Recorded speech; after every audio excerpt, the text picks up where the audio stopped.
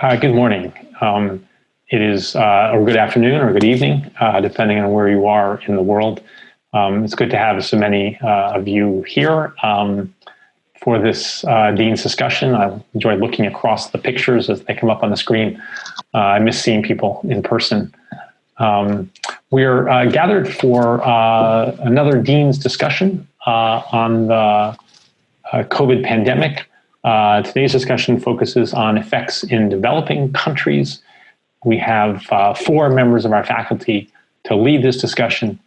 I will tell you who they are very briefly, and then we'll just get right into the chance for the rest of us to engage with these faculty members and to learn from them and from each other. In alphabetical order, the first faculty member today is Eliana Carranza. She is a senior economist at the World Bank in the Jobs Group in the Social Protection and Jobs Practice. She's an adjunct lecturer here at the Kennedy School, teaches in our NPAID program, and we're grateful to her for agreeing to join us this morning. Next in order, Jeff Frankel. Jeff is the James Harpel Professor of Capital Formation and Growth at the Kennedy School. Macroeconomist. I first worked with Jeff in Washington 20 plus years ago. And I'm delighted that Jeff could join us today as well. Third person is Isabel Guerrero. Isabel is an adjunct lecturer in public policy. She's an economist, worked in development for all of her professional life, worked on economic challenges in a large collection of countries around the world. And we're very fortunate to have Isabel teaching at the Kennedy School and to have her join us this morning. And fourth in the order, Rema Hanna. Rema is the Jeffrey Cheah Professor of Southeast Asia Studies. She chairs the International Development Area at the Kennedy School, is an incredibly prolific researcher and very engaged with people and governments in different spots in the world, trying to improve people's lives. And I'm grateful to Rema for joining us today and for really being the mastermind behind today's session. So I'm going to get out of the way. Today's discussion will be moderated, as others have been, by Sarah Wald. Sarah is my chief of staff and a lecturer at the Kennedy School and at Harvard Law School. And I'll turn this over to you, Sarah. Thank you. Hey.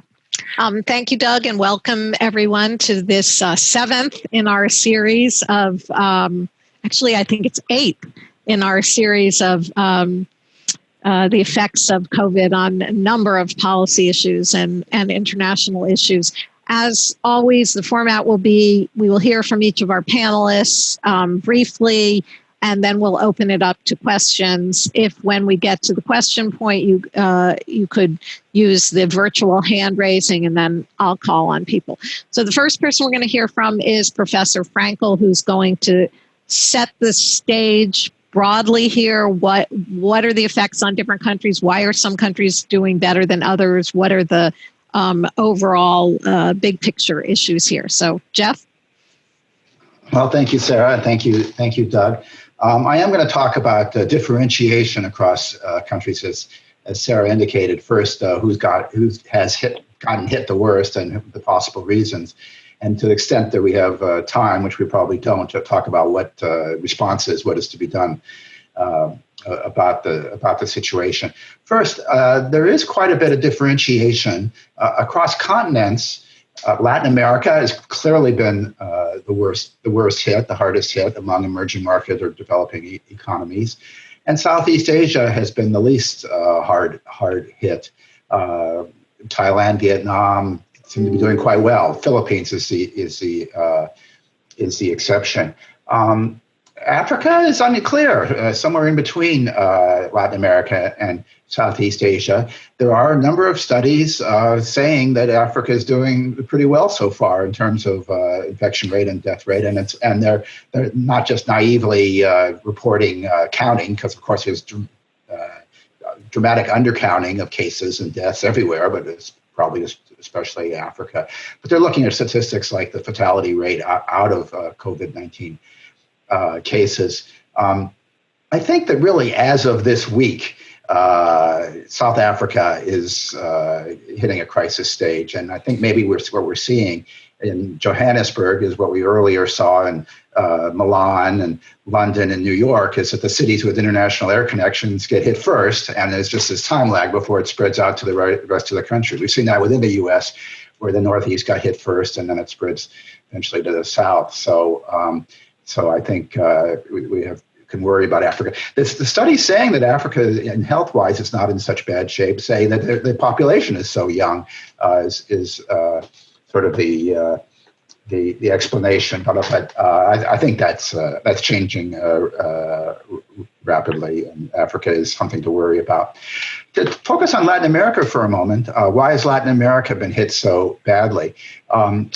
There's some more obvious factors and less obvious factors. A less obvious factor is that Latin America doesn't have quite the history of being hit by pandemics that Africa has and that East Asia has. And both Africa and East Asia were, in some sense, the governments, even though they have limited capacity and limited resources, they were sort of psychologically ready. The leaders and the people understood about pandemics and in some sense have reacted better than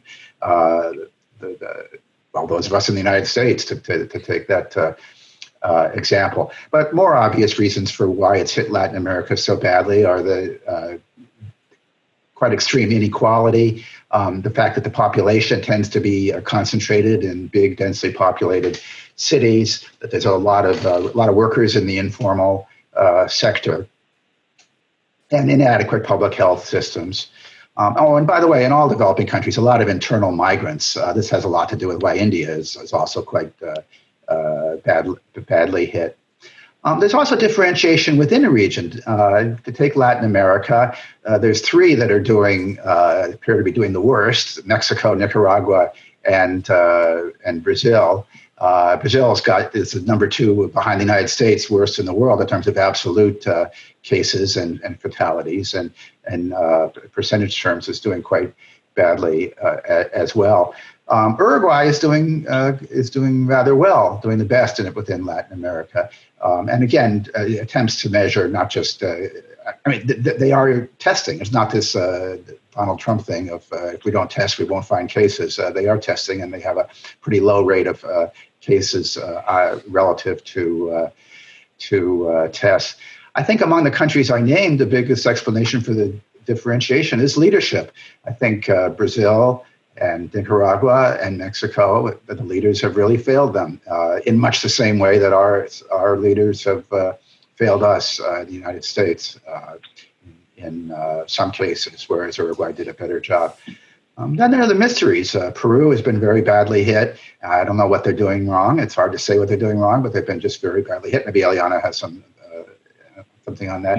Ecuador, Guayaquil, and Chile. Chile has, by some measures, per capita, the worst in the world recently, and I'm not quite sure why that is.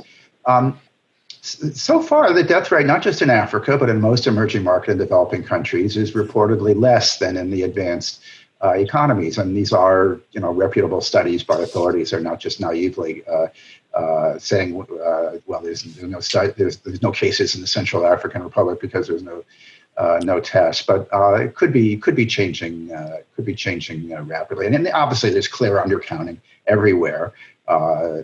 In Mexico, if you look at excess mortality, the undercounting is probably a factor of 4. The economic impact will be much worse in developing economies than in advanced economies. Besides the direct health impacts, and these countries did, many of them, lock down in March, just like us, and had direct economic impact, but they're even have a harder time maintaining that for long. But aside from that, big loss of exports, especially commodity prices, especially the oil exporters are really in trouble because the price of oil is way down. The countries that are dependent on tourism, the tourism has vanished. Remittances, a lot of countries are dependent on tourism or remittances. And private capital, initially in March, just pulled out completely. Now it's come back in some places, but that's like the stock market rebounding. I think with the aggressive Fed easing switched us from a risk-off situation, which we were in March, back to a risk-on situation where the stock market and corporate bonds and emerging market securities were back up. But if I had to guess, that's not going to last for long. Well, that I probably used up my time, and so maybe we should wait till the Q&A to talk about what is being done in response or what can be done. Yes, everybody should hold on to their questions, and we will have time for that.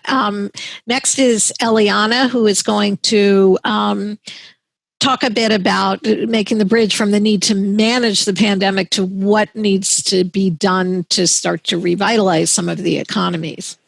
Eliana? Thank you, Sarah. So I just would like to make 2 points based on observations that come from my experience working with policymakers. And the first one is that I see that the policy decision has been framed as a choice between saving lives or saving the economy. And this is reflected, in the measures that we see the governments have taken, right? Like we see from governments that have implemented mandatory and very strict lockdowns, to governments that have taken the opposite position and have completely underestimated the impact of this pandemic. And actually, we should not think about these two as opposing goals. And the cost of benefit of this trade-off doesn't have to be as steep as it has been presented if it is managed correctly. And actually, for example, if you think of policies that can help expand the availability and general use of face masks to contain outbreaks, are also policies that allow you to move on quickly to start working in terms of economic reactivation, right? The second message, and this is a message that I think it seems evident, but it's a message that we cannot emphasize enough when dealing with policymakers, is that we need different policy responses in different stages. And I think that here we can distinguish 3 phases, like the phase 1 in which the health emergency was dominating, the phase 2, which is more about economic reactivation, and the phase 3, which is about building resilience. And again, these phases, we should not think about them as being entirely sequential.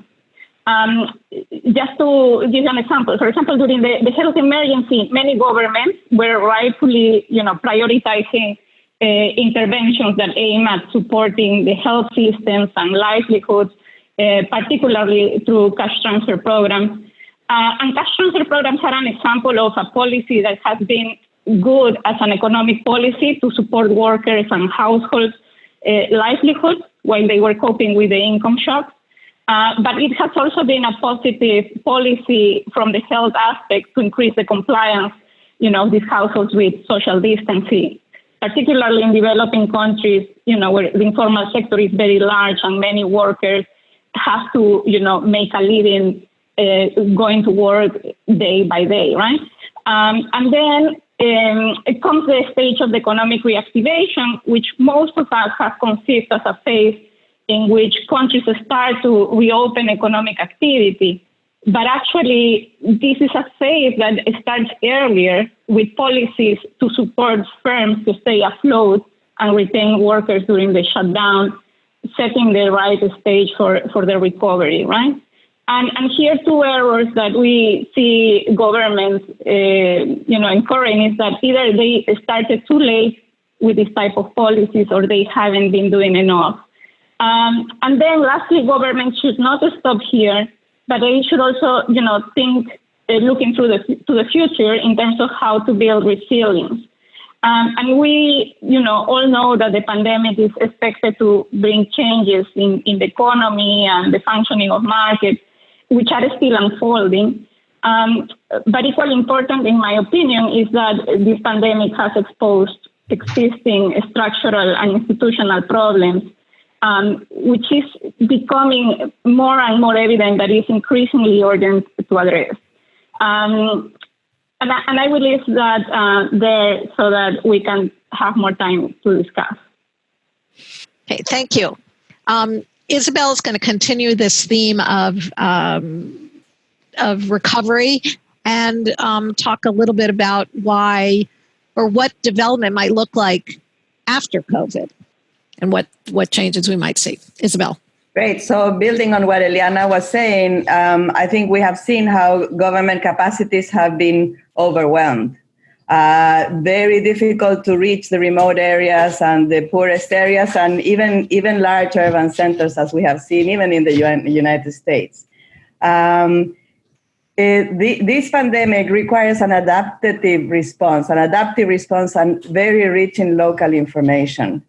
The pandemic is a moving target. There are no best practices. So it needs agile approaches. It needs a lot of innovation. And it actually needs a lot of co-creation with the community, which is rich in the knowledge, in what works and what doesn't work at the community level, but also because they're able to move quickly. Trust is absolutely key. That's why a top-down approach for this doesn't really work in many cases, as Eliana was mentioning, and also Jeff mentioned why things have not necessarily worked. The lessons from Ebola was governments were smart enough to reach out to community organizations, and they partnered with them in order to be able to mobilize the community, to get the messages, to basically solve this huge problem. So the lesson for me in terms of social enterprises, thinking about the enterprises that we work with, is that they have become a platform to distribute a lot of the government programs. Even though this was not many of the organizations we work with, their job was not to distribute food, they are distributing food. Even though they were not working on health, they're actually translating COVID materials into local languages so that the communities know what to do. They are distributing masks. So they have become like the last mile for governments that are struggling in developing countries, but not only in developing countries, to reach many people quickly, and also the poor. I want to give 3 examples. In India, we work with SEWA, which is an organization of 2 million women in the informal sector. What they have done, they tapped into their members, they understood what they needed, they advocated with the government, so some of the programs would have characteristics that are important for their members in the programs. For example, having informal workers be part of the cash transfers that were mentioned, and marginal farmers. They've taken advantage and procured many more goods and eliminated the intermediaries because the farmers had their products harvested and nowhere to go with the lockdown. So they basically procure them and process them. It was an opportunity for transformation. In Pakistan, a social enterprise called Connect Here helped deaf individuals access government by having announcements and videos with sign languages. In Kenya, Shofco helped people have access to hundreds of hand washing stations because the government was saying you have to wash your hands, but there was no water for hand washing. So they were able to reach 250,000 people very quickly. For me, the lesson is, in such a complex world as we are today, social enterprises and community organizations should be part of our development tools. Just like there was this whole, private-public partnership movement last decade, I think we should also think about social enterprises as that development tool that is showing that it can really deliver in a very complex world. Okay, thank you. Finally, Rema is going to pick up on a few themes, including the challenges for how we know what's happening on the ground and whether there are other examples of best practices, why some countries are doing so much worse than others. Yeah, well, thanks for having me here today and for allowing me to be part of this discussion. And, especially thanks, Doug. I thought you'd never invite me back after my phone kept going off last time I was here. So it's nice to be invited back to continue the discussion. I want to pick up on a few of the topics that have been raised and then also reflect a little bit about the role of the Kennedy School and the work we're doing here and how it's connecting with the outside world in terms of the crisis. As Isabel mentioned, governments are overrun right now, and some of that, as Jeff mentioned, is political issues and politics, but also it's just because of the immense challenges that countries are facing. This kind of health crisis is one where usually we think about people being connected and coming together, and trade and remittances and all these things come together to create a thriving economy, but the health crisis is also changing how we come together as communities, how we come together as an economy, and creating a lot of uncertainty about what we can and cannot do, and a lot of changes in the way we think about policy for the future. And so one of the big challenges countries are facing is that, given the economic downturn, given the uncertainty, there is both an increased need for spending. There's an increased need of spending on health. As Eliana was talking about, there's an increased need of social protection, particularly when we have stronger social distancing policies in place. There's an increasing need to spend on education. So huge, especially as we're going virtual, and how do we make that more supportive. But then there's this other issue that is coupled with decreasing tax returns. And so we're both in a situation where we need to spend a lot more money right now. But we have a decrease in money coming in, and for a lot of developing countries, and I'm hoping Jeff can talk more about this, during the discussion section, is whether or not, there's a global shock going on, and whether or not it's easy for developing countries to borrow right now, and how that's affecting these decision-making processes. And for me, this thinking about this trade-off has led to a lot of reflection about what we do here at the Kennedy School and what I do. I'm a researcher. There's a lot. We're all many of us researchers, and there's all these stereotypes of these researchers who sit in Cambridge and they're focused on their theory and maybe crunching some numbers and what does it all mean and how does it come together and is it connected to the real world and how are we participating in the crisis, and really supporting, policymakers, supporting, business, supporting communities as they're facing these new challenges. And for me, I'll go quickly through 3 examples of where I feel like the work we're doing is adding value and how I think about it in terms of my own work and what it means. The first is, as an economist, we spend a lot of time thinking about theory.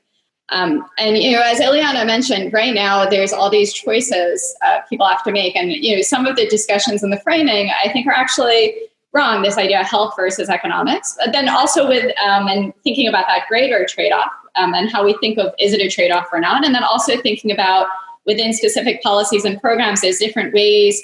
There's a goal you have in place, a social goal, and there's different ways of getting there. And for me, one thing that's very useful is the theory is helping me think about framing the problem and framing these trade-offs in a way that I can start to think about, even trying to think about how evidence and information can be used to make decisions. And so, for example, one of the things I work on is how do you identify the poor for these social programs? How do you find people who are being hit by these COVID shocks to provide them with help?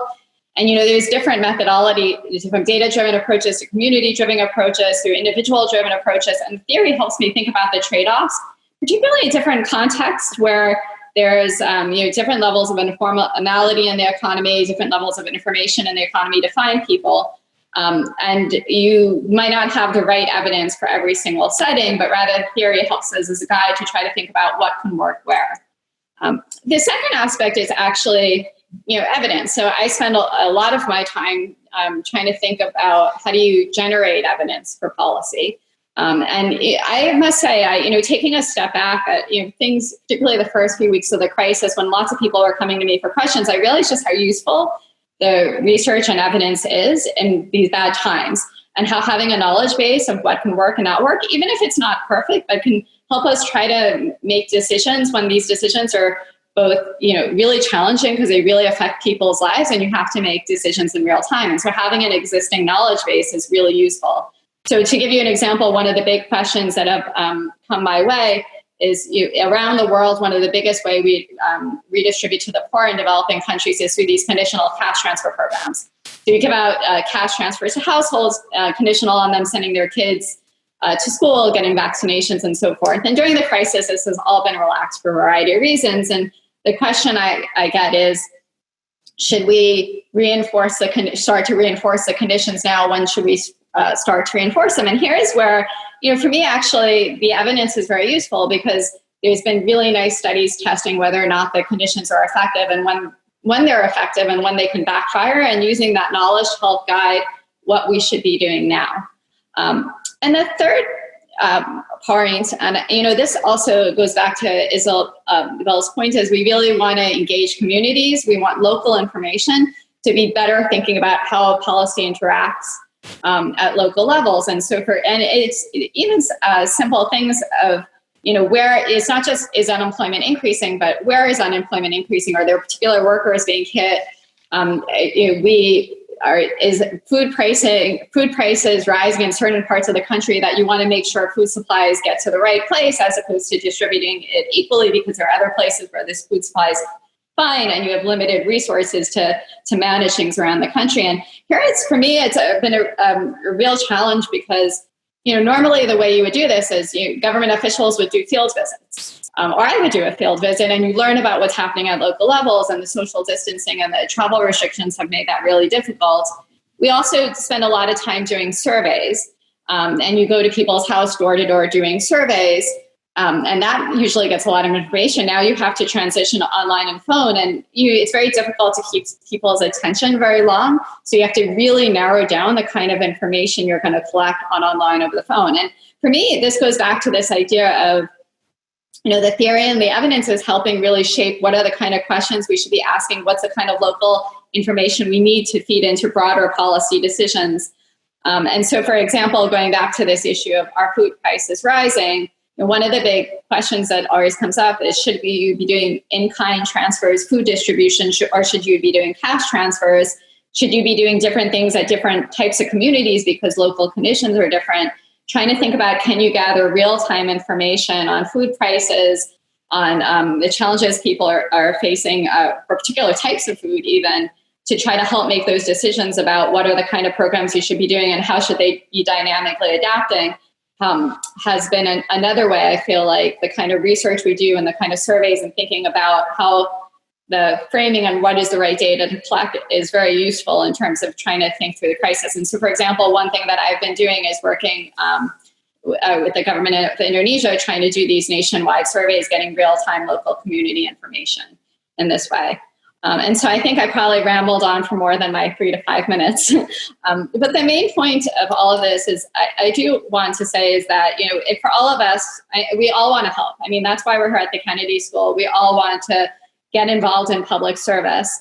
And it's inevitable that a crisis such as this is that on one hand, you're moving and trying to mobilize, but on the other hand, you're trying to reflect on, am I being helpful?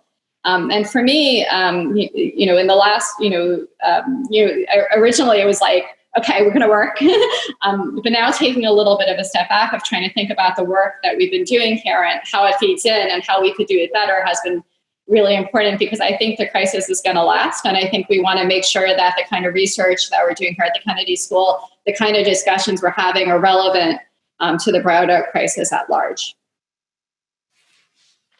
Thank you. We're going to open it up to questions now. Please use the virtual hand raising and just go over again, particularly for incoming students, what a good question at the Kennedy School involves. It is brief. It is only one, not a follow-up, and it ends in a question mark. So please feel free, though, to ask. You don't have to know everything. This is not an exhibit of the knowledge that you already have. Please feel free to ask a question. While we're waiting, Jeff, you had wanted to talk about, and Rema mentioned this, some of the macroeconomic effects, and so maybe you can talk about that now. Good. Well, Sarah, I'm glad you asked, because that's a big piece of it that we didn't have time to get to. I mentioned a number of reasons why developing countries are harder hit economically. We can expect them to be. And really high on that list is that the U.S. has the fiscal space, or we already had big deficits, but at least we have the exorbitant privilege is the term. The world wants U.S. dollars and treasury bills. So we're able to finance a huge budget deficit and therefore finance the spending on not just public health measures and support for people adversely affected, but macroeconomic stimulus. Well, the developing countries don't have that. Many of them already were in debt problems, particularly commodity exporters. Countries that are in default or on the edge of default are Argentina, Ecuador, Nigeria, Venezuela, and there's lots of others that probably will that are in bad shape. So it's a lack of fiscal space. And this, most of what they have to do, they're doing on their own. But the rich world needs to help out. And the G20 has been talking about it. In April, they offered a moratorium towards the half of the world's countries that are the lowest income. Moratorium being a suspension of payments for a year on bilateral official debt. Which is a good first step, but a lot more needs to be needed. I mean, I can name 4 ways in which that's just the beginning. Should I do that, or we have plenty of questions? No, go ahead. All right. Well, number one, suspension is not the same as debt forgiveness. It still leaves them with the same amount of debt or more at the end of the year. Number two, as our own Carmen Reinhart, who's a colleague who's on leave as a chief economist at the World Bank for 2 years, she was the first to really discover and point out that China is the big creditor now. Not just the biggest creditor, but according to her sleuthing, Chinese outstanding claims on developing countries is larger than the IMF, the World Bank, and the Paris Club, the wealthy countries put together. So China has to be transparent about how much its holdings are and to participate in the standstill. And more than a standstill, I think we need some write down and restructuring. Number three, the standstill does not include private creditors, which is very important. And past crises like the 1982 international debt crisis and the currency crisis in East Asia, the late 90s, involve what's called private sector involvement, which is you can't have the rich countries put money into or suspend debt if you don't have the governments, if you don't have the private sector, the banks and the bondholders doing it at the same time. And lastly, these are just the poorest countries, whereas we also probably need measures for middle income countries. Hey, a question came in on the chat, and I think you've touched on it, but perhaps the questioner, Mosa, could, if you have further questions, which is, what is the advice for countries who have budget deficits and rely on international donations, for example, Afghanistan? Is that for me? I mean, and then maybe Rema. All these countries are caught, actually, even the European countries to some extent, but all the developing countries are really caught between the need to spend more and the lack of financing. For the poorest countries in Africa and Afghanistan, I think falls into this category. It's going to be official financing. And 100 countries went to already in the spring went to the IMF asking for programs or help, and they're getting it to some extent, but there are proposals to increase the IMF's resources. There's a proposal that the IMF should issue SDRs, special drawing rights, to increase the amount of resources available publicly. Some countries are going ahead and spending the money anyway, even if they don't have it. Brazil falls in that category. But we're going to see, for the most part, they're not. It's striking kind of that some of the poorest countries are Africa are really trying to hold the line and on public deficits. And the reason is they don't want to scare off private creditors. They don't want to be declared in default. And so they want to retain the creditworthiness of private creditors, which is another reason why we need to get private creditors involved in the process of standstills or restructuring the debt. Rema, Eliana, or Isabel, do you have anything to add to that? No, that's great. Rema? Eliana. Do you want to go first? Yeah. Yep. No, just based on my experience working with client governments, it seems that one aspect that they are also not keeping track of is the impacts on the formal sector, and that if the formal sector shrinks, the tax basis is also shrinking. And this is going to, imply a fiscal problem going forward. So attention should be also put to the impacts in the formal sector. Yeah. I think that most of the emphasis right now has been on what is happening to informal workers and less so to the formal sector.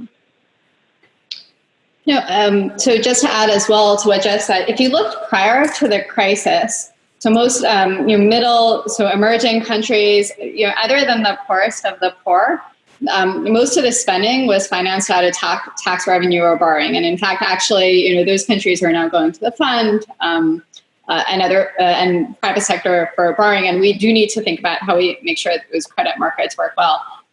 Prior to the crisis, the countries that really relied on foreign aid to finance their spending tended to be the poorest of the poor, and they tended also to be very fragile countries, ones in which civil conflict and war tended to be an issue as well.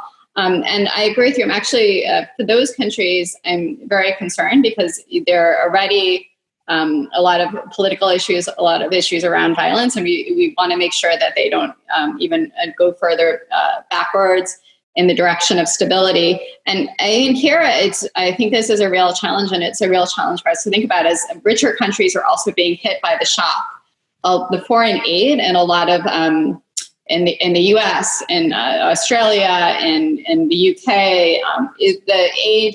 There's a worry that aid is going to be rolled back, and these are the countries that are going to suffer because of it. And especially there's also been a trend in terms of aid agencies. We saw this with DFID 2 weeks ago, moving away from this idea of being there for poverty support and more being moved into the state departments of the world to think about the interests of the country, the interests of the UK abroad, as opposed to thinking about poverty alleviation. And so I think also the focus of where those $8 are going and how they're going to be used is also going to be changed. And so I think I don't think we have full answers here for what can be done, but I think we need to be doing a lot of thinking about what do we think of the role of foreign aid and how do we view it philosophically in terms of how we work with countries abroad, because I think it is an important part for the countries that really, where fragility is an issue, it's an important part of maintaining stability and safety for citizens. Thank you. We have a question from Omaira Gonzalo. Hi, how are you? My name is Omaira Tukiwada. I'm an incoming MPP student. Well, first of all, thank you so much for taking the time to organize this. My question is for all of you. I think a couple of you have touched upon this, but particularly about Peru, given that as a country, we have seemingly done everything right or as best as we can. So my question goes towards those countries where things have, not only on the health aspect, but also on the economic aspect, things have been done correctly by the ministries in terms of cash transfers, in terms of economic support for small and medium-sized businesses, in terms of the formal sector being supported as well. But we still are one of the most affected in Latin America. So I was wondering if you could give insight on what things we could have been done, what things could have been done better in countries such as Peru, where seemingly things were done correctly from the very beginning. Thank you. Do you want to direct it at a specific person or? Eliana. Eliana, yeah. You want to start, Eliana? Yeah, it is a bit tricky for me to give my opinion on a specific country because at the bank we have a certain hierarchy, and I am not the economist who is in charge of, leading the relationship with the Peruvian government. But as a Peruvian, and more generally, I think the question that I would ask myself is whether you can say that you did everything right when you don't see the right results. So just, like at a very high level, that question is pointing or making evident that probably there were like pieces of information that they didn't have at the moment. They had to make these decisions, or that they didn't take into account, certain factors that were going to, undermine the impacts of the policies that they were implementing, right? So that would be my first reaction when I hear this type of comments. So it is true that they intervened very early, like managing the health emergency. They seem to be taking, the right actions given the information that they had at the time. For what I know, and this is based on, the news and opinions of experts who work in the country, there seems that the mandatory lockdown may have actually backfired because it was causing congestion in certain places during, a very narrow window of time during the day. Like, for example, people were only allowed to go out of their houses to supermarkets, like within a span of 8 hours, etc. There is also, like other aspects like that are more related to social issues, culture. Latin America, like people are more physical in terms of, their social interactions. Even when people were mandated to stay at home, you have like families, members from large families visiting each other. They were staying at home, at somebody's home at different points of time, but they were moving around. So those may have been, elements that were not fully understood when the policies were implemented. And then I think that the lesson that we can take away from this is related to what Rema was arguing at the beginning, is we need to adapt. We need to, receive new information and adapting the policies as we receive new information. And I think that that's a lesson that we can take away in general from this situation. Thank you. Isabel, I think did you want to add to that? Yeah, I'm no longer in the World Bank, so I can right. be freer. I think that this is an example of a government that did a wonderful job when it came to the financing. Really early on, they had room because their debt to GDP ratio was like 29% of GDP. So they decided they're going to go 10 percentage points higher. But it was, in the end, a top-down approach. The communities, first of all, people had to go out to the market once a week because many didn't have a refrigerator.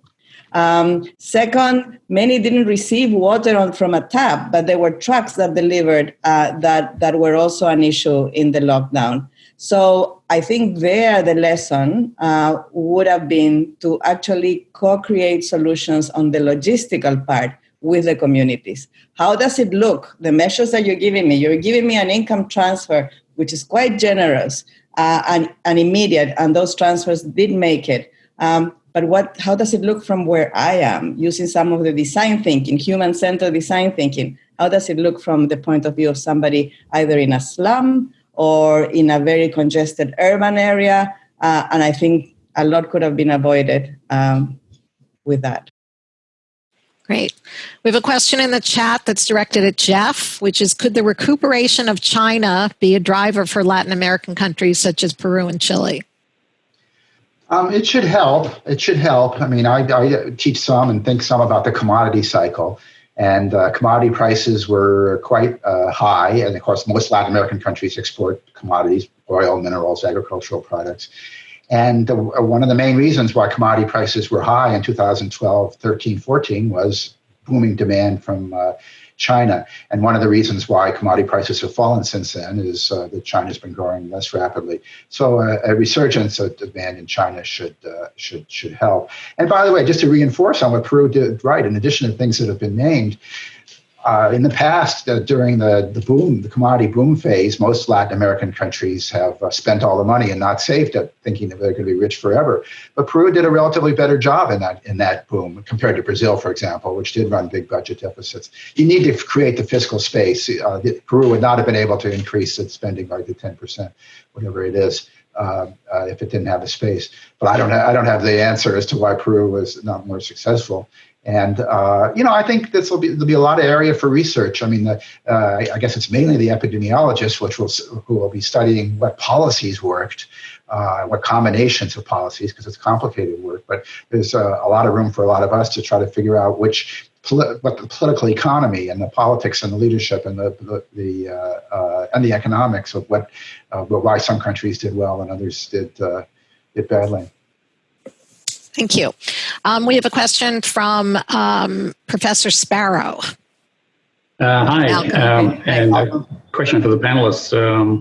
And thanks very much for doing this. Every time we hear from Dr. Fauci, he's usually describing himself as cautiously optimistic about something.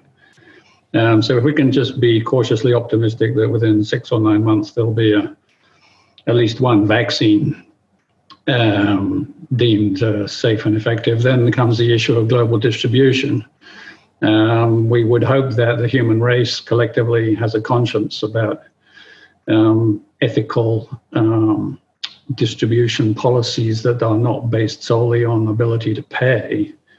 And I don't know anything about what the financial arrangements are that could support a more ethical distribution policy, whether that comes under existing aid programs and that we rely on those, or whether there would be some kind of independent financing operation set up.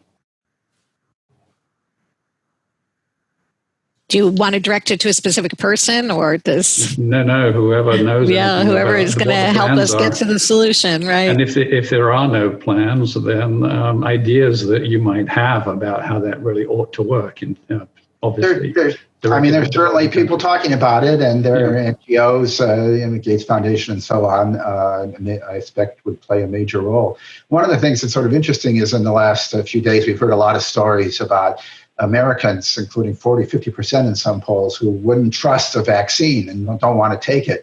And I not a single one of those stories have I heard, well, there is if they don't want it, then that leaves more for those of us who do, and leaves more for the poor countries who don't have the luxury of being skeptical of science. So I can come in on that. I think one thing is the the equity part of it across countries. But last mile distribution is going to be a nightmare in the sense that we're talking about billions of people. And just judging, when I was working on Pakistan, and Gates Foundation was putting huge resources to eliminate polio, reaching that last mile and the trust issue that Jeff mentioned, what took years. So for me, that is one of the biggest challenges. How do you get there, and how do you get people to actually believe that this vaccine is going to help? Yeah, no, and so I completely agree. And it's through all of the different parts of the chain. It's what Jeff was talking about, the financing for poor countries. And there's a second issue is, can we increase production enough? And again, I'm not an expert here, but it's very interesting when we think about the types of vaccination, the type of factories in developing countries to produce vaccines can be retrofitted quickly for certain types of vaccines and not others. So it's also going to really depend on which vaccines are going to be the winners, because there's also this issue of not just distribution, but can we increase the pie as a whole? And then the last is Isabel's on last mile delivery. And here I'd like to be cautiously optimistic, but I'm also really worried. On one hand, we've seen really successful vaccination campaigns in certain countries and areas, but we do have the last mile problem, and a lot of, and especially as a lot of countries have done really well with like community nursing programs, trying to build different types of healthcare models than you see in the US, but to get to local level community. So on that hand, I'm very optimistically cautious, but as we've seen with other diseases in the past, that last mile problem is still there. And I think that's something that research and where we as a research community and policy practitioner as a whole need to come together and think about. But again, I'm worried. I'd like to be cautiously optimistic, but I'm worried about all three parts of the chain. Eliana, did you want to add to that? No. Okay. All right, another question has come in on the chat, which is there a difference on the effect and the response to the pandemic in small states, for example, Qatar, compared to bigger states, the United States or France? I'd love to learn more about the size being a factor for the spread or not the spread and the response. Well, I'll just answer a tiny bit of that. There are states that have felt no effects, and they tend to be islands that have cut themselves off. Mauritius, technically in Africa, Mauritius has got basically no cases. Samoa, some others like that really have been able to cut themselves off completely, and also do domestic shutdown measures. Initially Singapore seemed to be the model, and of course they do have a huge interaction with the world in their region. But lately Singapore's been doing less well. I mean, that'll be one of the things that'll be interesting for research to figure out whether democracies versus autocracies do better, populists versus more elite-run countries, and large versus small. One can think of examples that go both ways. But for me, it also, in addition, it goes back to Isabel's point about the top-down policies. I think when you have a larger country, particularly, like I, for example, do a lot of work in India, I do a lot of work in Indonesia, each state is a different culture. It's a different type of, the economic markets are different, the language is different, the food is different. And if you're trying to impose these top-down policies across countries as a whole, without thinking about local conditions and how you can improve about them, I think it just makes it extremely challenging. And I think for large countries, that's the issue, or even smaller countries within Singapore that was initially getting the at least the health response right, wasn't taken into account even heterogeneity within the country, where a lot of the cases were coming in where the guest workers were and where there's a lot more population density. And so I think when you have larger countries, there's just much more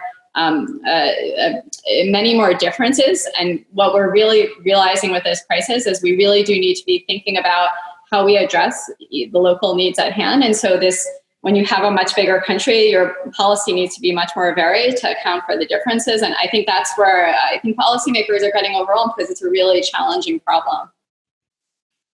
That's great. All right, we're going back to the vaccines. We have a question, which is, what could be the economic impact of using intellectual property flexibilities for the vaccine in Latin American countries, particularly? Any thoughts on that? I guess. Can we hear a little bit more what the question means? Yes, it's coming in the chat. Would the person, Alvaro Morales, who asked the question, want to explain just a little bit more? Yes. Hi, everybody. Thank you very much. Yes.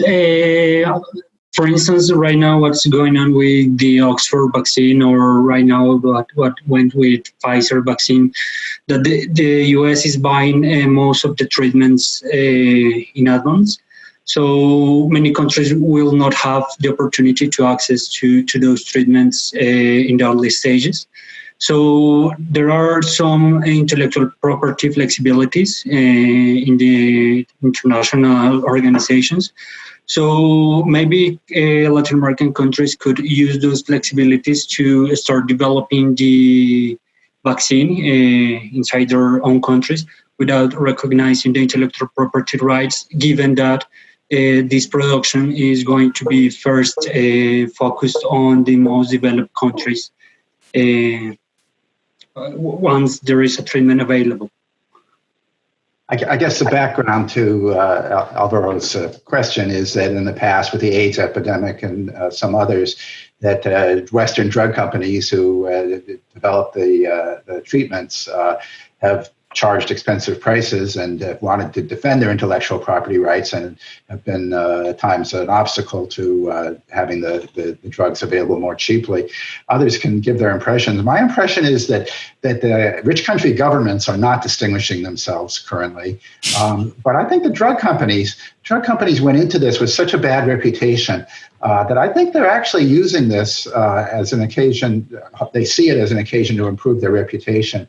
And I don't expect to see them, I hate the term price gouging. No economist really knows what price gouging means. But I think they are prepared to the extent that their physical production capabilities let them, and to the extent that their own governments let them. I think they are prepared to waive intellectual property rights and to share with poor countries. That's my impression.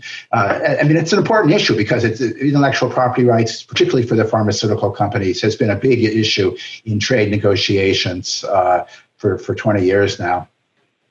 Can I come in? Yes, of course. So I think that it depends where the vaccine comes from, and there are many different companies producing them. But there's a lot of subsidies coming from the Gates Foundation and from governments, and so I think it's more of a public good a possibility right now. I don't know the exact mix of financing, but let's say that Gates has this financing a lot of that company, which eventually produces the vaccine. I think in that case, you would see a public good rather than a property right approach. Okay, and I do want to, Isabel has unfortunately to leave to run another international meeting. So I want to thank you in advance for being with us, and we really appreciate your expertise. And we'll keep going for another 15 minutes or so. Okay, question come in. We may not have a vaccine soon or at all. However, well-implemented programs of testing, tracing, and quarantine, together with the use of masks and physical spacing, have the potential for reducing the spread to very low levels, or even eliminating the virus altogether. See Taiwan. What are the constraints on implementing these procedures, testing, tracing, quarantine, and how do these vary across developing countries and regions? Well, you can start with the United States, where we've just screwed it up completely. I mean, after all this time, it's not just that the volume of quantity of testing is completely inadequate. It's that in most of the country, the lag to get your test results is a week or something like that, which makes it worthless because in the meantime, you're infecting people and it's obsolete. So if we have trouble getting it together, we shouldn't be surprised if the developing world has trouble getting it together. But as I mentioned before, I think particularly in Africa and East Asia, they have long experience with pandemics and people kind of know the drill, and they're paradoxically, maybe because there's lower level of education, they are ready to support the measures that are sensible, all the ones that were named in the question. But I agree. Like it's actually some countries have done an extremely impressive job with testing and tracing. Even a lot of the emerging countries, which, especially in, Southeast Asia, where people have been exposed to the pandemic before. But I do think there's a number of different challenges in developing countries that make it even much more complicated relative to the developed world. So first of all, just lab capacity. You could get, even if you had all the right conditions to get all the testing done, there's just the lab capacity to actually do the test it's much smaller in the developing world. And that's actually been a really, for example, I work in Indonesia. That's been one of the key constraints there. The second thing is that everybody's trying to buy all the equipment to do all of these tests, and rich countries have more money. And so it goes back to these issues of, can we think about how we're subsidizing these kind of testing and treatment in a lot of other countries? And then I think, at least for me, a third is, I spend a lot of time doing surveys, and I'm trying to also follow people over time. I survey them once, and then I want to come back, 6 months, a year later. And, it's really hard to find people again. And part of that is coming from a lot of times people have prepaid SIM cards, and so you change your SIM cards a lot. Some countries have national ID systems that function well, others don't. And even if you have a national ID system that functions well, oftentimes address is not necessarily attached to it. The way we try to often find people if phone numbers are not working is we go in person, which is difficult when you're doing social distancing and you want to spend less time going there. And so I think there's just also the informational challenges and the way to track people over time just make it a really vexing problem for a lot of countries that even have really good intentions and they're trying to do the best thing possible. And I think here is where we need to think and innovate more about these kind of systems where we can, in these very low information systems, how do we find people and track them over time if we want to do these contract tracing efforts? Eliana, did you? I'm here. Yeah, I just wanted to add that here I see also, that many people are working, developing apps, etc., to track individuals. And I think that there has been so much emphasis in tracking individuals and testing, etc., that we are not putting enough attention to more basic things that need to be covered, like what Isabel was mentioning in terms of hand washing when people don't even have access to water. So I want to bring up that so as to give more balance also to this discussion. No? Thank you. We have another question, which is, how could global supply chains shift in the aftermath of the pandemic? Do you all expect that there will be some globalization backsliding as a result of supply chain disruptions? That's a big question. I mean, to be honest, I'd particularly like to hear Jeff's view from the broader macro side. I mean, for me, when I think about, trade has gotten a bad rap in recent years. Globalization's gotten a bad rap. But when I think about one of the biggest drivers of poverty reduction we've had over the last 20 years, I do think it's trade. I think it's globalization. I think it's movement of people getting the right people to the best opportunities. That makes everybody's pie bigger, and we could talk about whether or not the redistribution of all of this was and how that went. But I do think the global supply chains have been a huge reason why we've seen these massive declines in poverty, and I worry about that. And I think a lot of people are really worried that as countries are pulling back because everybody's becoming you have problems in your own backyard. You're very worried about what's happening at home as we're pulling back. That this is going to cause these gains that we've made in extreme poverty over the last 20 to 30 years. We're going to lose a lot of these gains as we start to see rates increase again. And so even now you're starting to see poverty, increase for the first time worldwide, as opposed to this decreasing trend we've had. And so this is something that keeps me up a lot at night. Jeff, if. Yeah, I mean, I couldn't agree with more with Rema. We were discussing some things that rich countries should do that needs international leadership on the financing side, but keeping buying the exports that these developing countries need in order to earn the foreign exchange to finance themselves is really important. I'm tremendously worried about what Rema says, a reversal of globalization. It's hard to remember, but if you go back, to 15 years ago, 12 years ago, as recently as that, globalization, there were people who hated it and people who liked it, probably more people who hated it, but no one doubted that it was a really firmly entrenched trend that would go on forever until it stopped. It's sort of like we never thought the Berlin Wall would fall, and then it did. And it's not just recently. It's going back to the global financial crisis. Trade stopped growing as a share of GDP, which it had been doing for decades. And that's debated what the reasons for the first decade were. Then for the last few years, there's a nice trade war that our president started. And then to answer the question, like Rema, I do fear that a consequence of the pandemic will be reduction in supply chains. Now, the positive case is that people will see the need to diversify, and there'll still be a lot of trade, but rather than necessarily relocating to the domestic country. But I think there'll be some of that too. And so I think this is a tremendously important myth. And maybe this is a case of you don't know what you've got till it's gone. But I think maybe it'll become more clear how important trade is. We certainly didn't know how much of our PPE, pharmaceutical drugs and protective equipment were produced in China. Now, some people are reacting to that. Well, we got to produce it all at home. But another way to react is to realize the importance of trade, but just to diversify. And I sure hope it's the latter, because there's just one sentence to sum it all up. There's so many dimensions on which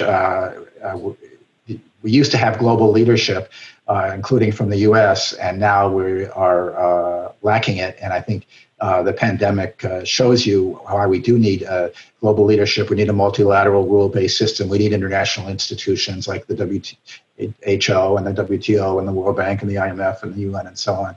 I hope that's one of the lessons that people draw. we have a question that follows up on that in some ways, which is for all the panelists, which is a good way to sum up, I suppose.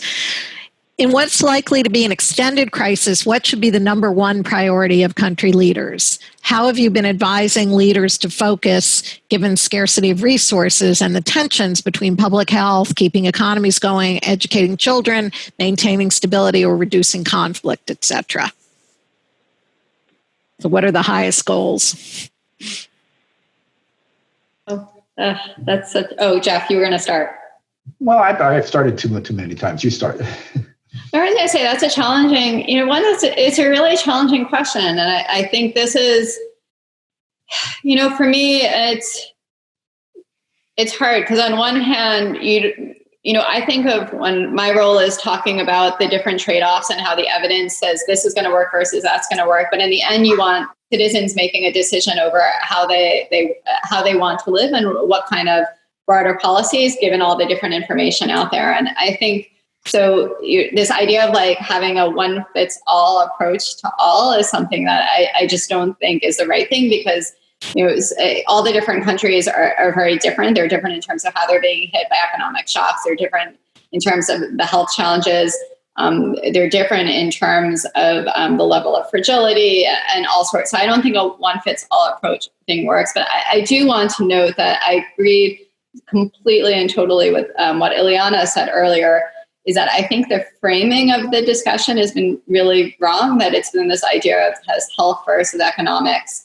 Rather than, economics is all about just trying to, have enough food on the table, have jobs for people so they can live, have education, education so that they have opportunities. It's in some ways, it's all of these different factors. Even the economics is about lives. And so it's about if we wanted to try to think about what we could do for society as a whole to improve people's lives and the different factors that go into it, there are going to have to be different trade-offs we make, but trying to think as a whole, not just of economics versus lives, but making sure that people both, that we're trying to reduce COVID spread and improve, reduce the loss of life that way, but also trying to think about, making sure people have enough to eat and so that there's not malnutrition and the bad effects of that, making sure that other diseases are not being ignored, which is something I'm also worried about right now, that you see all the different vaccination camps and for other diseases are being stopped, and that's going to lead to other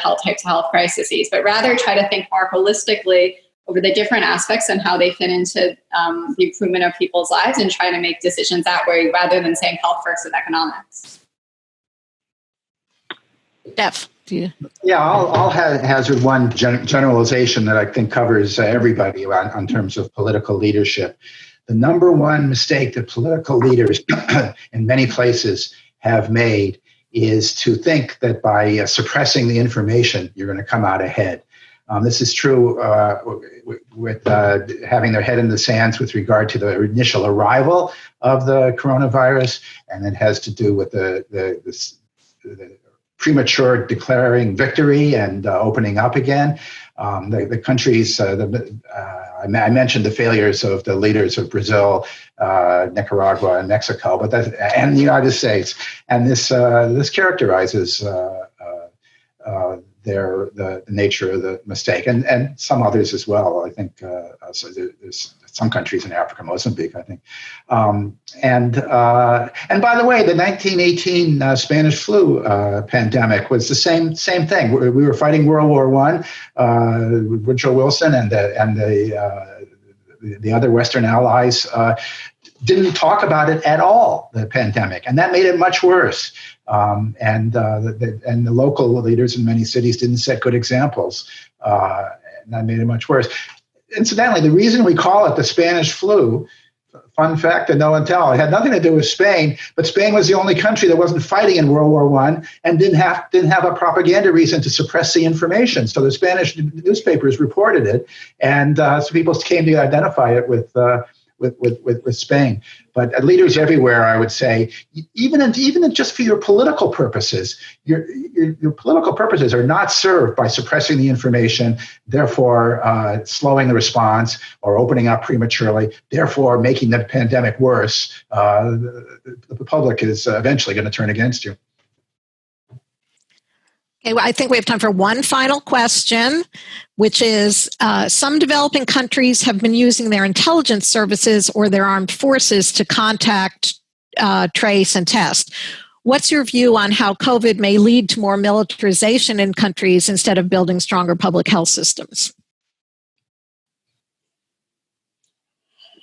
Yeah, no, that's a concern. On one hand, even in the U.S., one of the things we are relying on is our Army because they have good methods of logistics. When New York was getting the hospitals were getting hit, the first thing we did is we called out probably not early enough, but we called out the Army to help set up military hospitals. And I think this is the case in many countries. And I think this was an initial response just because it was the thing to do. But I'm like the questioner. I'm very worried about this. So you see this in countries like the Philippines, where they were already doing not so great things in terms of military and law, and whether or not this is an excuse to go even further in the direction and strengthening that. You've seen like the rise of authoritarianism, in countries like Hungary and other Russia, where they're extending the politicians their term in office and using the crisis as sort of a reason to do so. And so I think for me it is a real concern. I think it is a real concern, and it's something that I think we need to be talking about a lot more, because I worry not just about the immediate crisis, but what's going to happen in 50 years from now as we've moved away from what Jeff was talking about, these ideas about transparency, these ideas about career governments. Okay. Well, unfortunately, I think we are out of time. I want to thank the three remaining panelists, Rema Hanna, Jeff Frankel, and Eliana Carranza. Thank you so much. This has been such a useful discussion. I want to remind people that it's been recorded and it will be on the Kennedy School website if you want to go back, or if you have colleagues or friends who are not able to be here. And we look very much forward to welcome you to more Dean's discussions starting in the fall. So thank you very much. Let's all thank our panelists, both virtually and really. We really appreciate it. And hope that everybody in the audience stays well, stays engaged, stays well. Take care. Bye-bye.